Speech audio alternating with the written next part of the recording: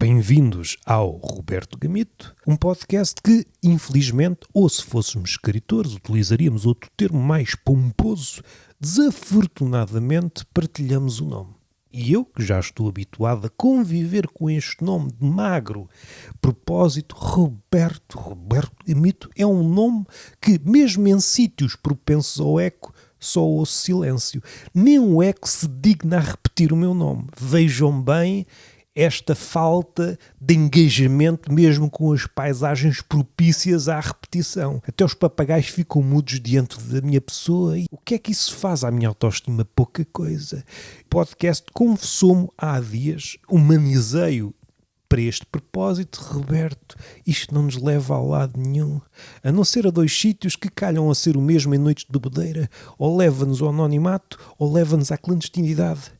Eu, que não abono em inteligência nem em características que fiquem bem num currículo, cujo intuito é aldrabar a entidade empregadora, não tenho uma pinga de lucidez. Se fosse sazonalmente esperto, o que eu teria feito era apelidar este podcast de Ricardo Araújo Pereira, de Joana Marques. Um nome pomposo, até podia ser o Montenegro, essa figura, esse figurão.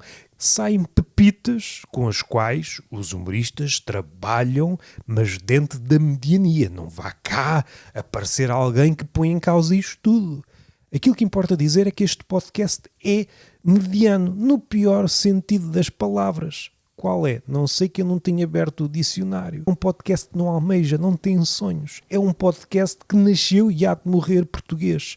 De classe média, resignado, não tem ambições. É uma verticalidade em diminuendo, murcha. Podemos regalar holofotes e engajamento e isto não vai lá. H2O, nem com elogios.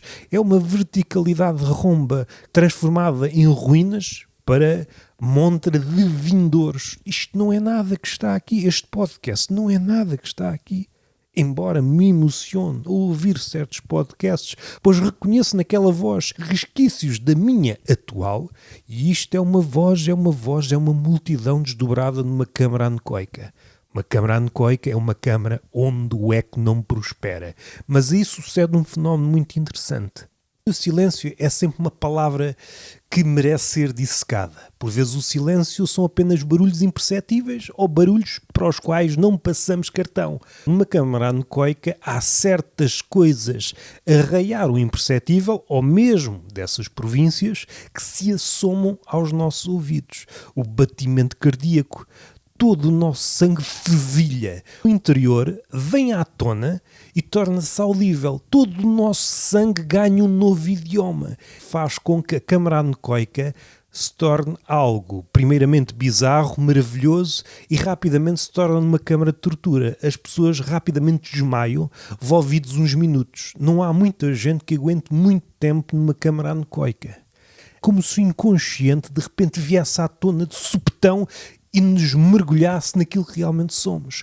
O sangue começa a fervilhar e atiçar-se repentinamente todos os demónios semi-adormecidos que nos habitam. E tornamos-nos um banquete. Aquele silêncio é uma farsa. Percebemos que todos os silêncios são uma farsa e que o eco está sempre à espera, mesmo numa câmara anecoica. Nós somos desdobrados. É como se o silêncio, primeiramente o silêncio, depois deixa de ser silêncio, nos virasse do avesso. O interior passa a exterior e o exterior passa a interior. O exterior deixa de ser ouvido. Nós tornamos-nos interior posto em concerto. Somos um concerto de veias de sangue, tudo circula e tudo isso nos enlouquece. Não precisamos de grandes fanfarras, não precisamos de ditadores, não precisamos de teorias da conspiração. Precisamos estar a sós connosco próprios. Por vezes são para afinar brinquedos, para afinar componentes de carro, para verificar o barulho sem interferências de maior, mas pondo lá um homem sozinho consigo próprio, que já são dois, desdobrado nessa abstração, que não é algo comestível nos dias de hoje. Alguém desdobrado numa câmara anecoica, o inconsciente, tudo que é animalesco, tudo que procura um nome, tudo que não faz parte do mundo mediático. É como se de um momento para o outro regurgitássemos a contragosto esse animal muitas vezes enguiolado, esse animal recalcado pelas conveniências, convenções, e entretanto somos expostos. O exterior era apenas um biombo e isso enlouquece-nos, pois o silêncio desvendou-nos. caem as máscaras todas e é um barulho infernal, é um sem fim de quedas de máscaras e vemos sem ver. Isto não é um texto do Pedro Chagas Freitas, o nosso rosto precário posto a turbilhonar pelo sangue. O sangue, ao vir à tona em forma de música, expõe a nossa verdade, o nosso verdadeiro rosto. Somos um bichinho indefeso que tem medo de tudo, até de si próprio. Até ao próximo apiadeiro.